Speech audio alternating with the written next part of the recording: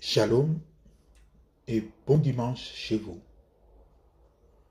Nous célébrons aujourd'hui le 19e dimanche du temps ordinaire de l'année B.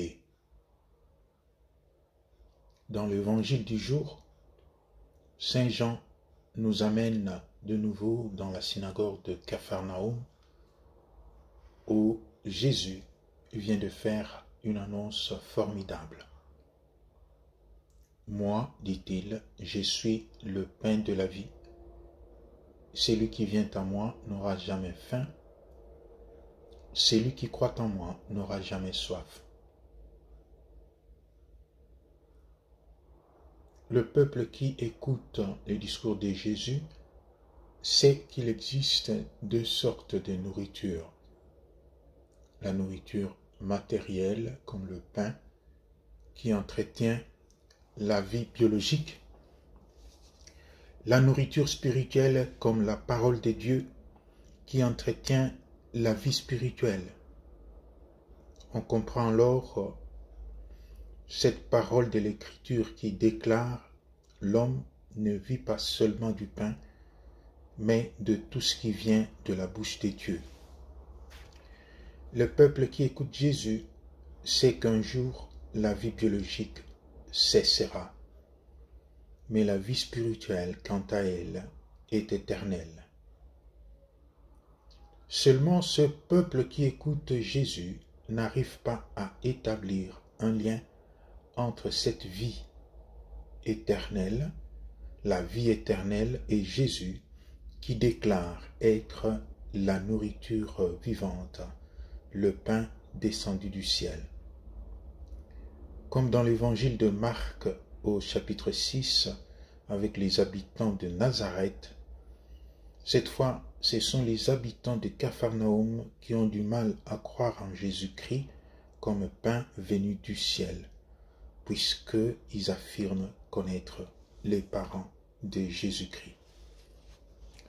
C'est alors que Jésus-Christ reproche sévèrement ses auditeurs et les invite à non récriminer. Récriminer, un verbe qui rappelle ce que l'on peut qualifier du péché originel d'Israël, les fameux murmures au désert, à chaque fois que se présentait une difficulté.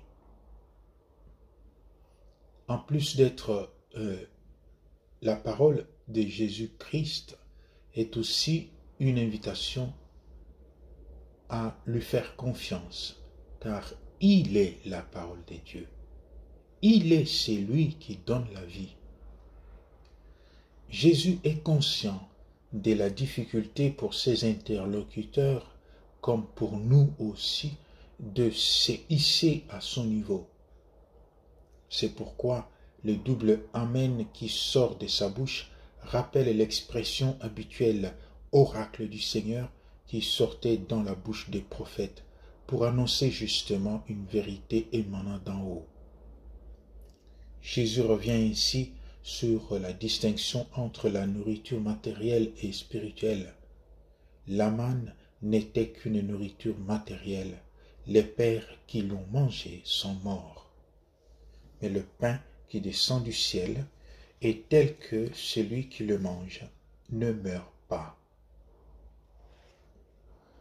La parole de Dieu de ce dimanche est pour nous une invitation à vivre sur modèle de Jésus-Christ, ce pain descendu du ciel et qui se laisse consumer jour après jour pour assurer notre vie éternelle.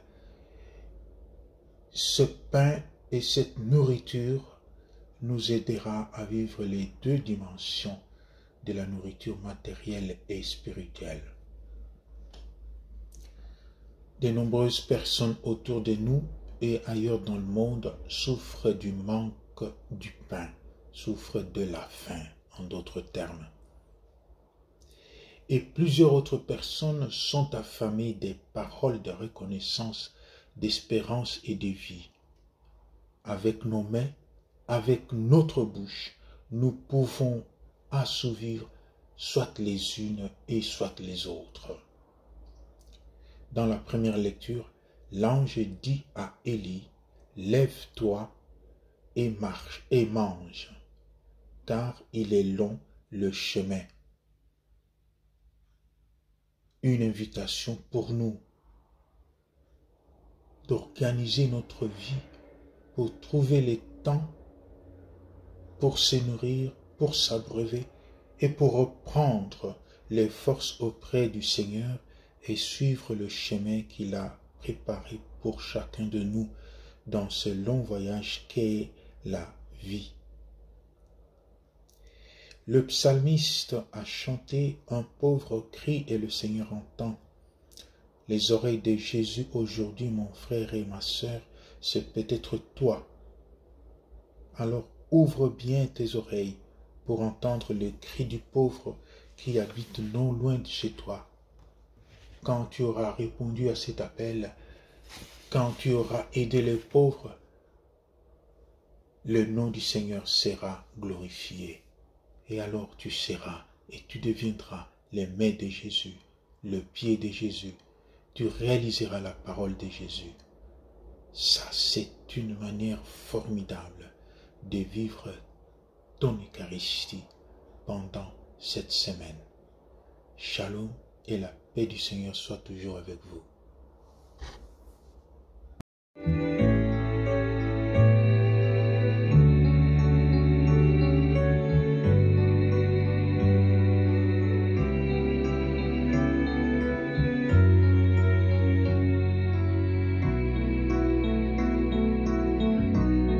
Tiens ma lampe allumée, la flamme est si fragile. Ce soir je viens mendier ton pain, ton eau, ton huile. Tiens ma lampe allumée jusqu'à ton domicile. Toi seul peux me guider.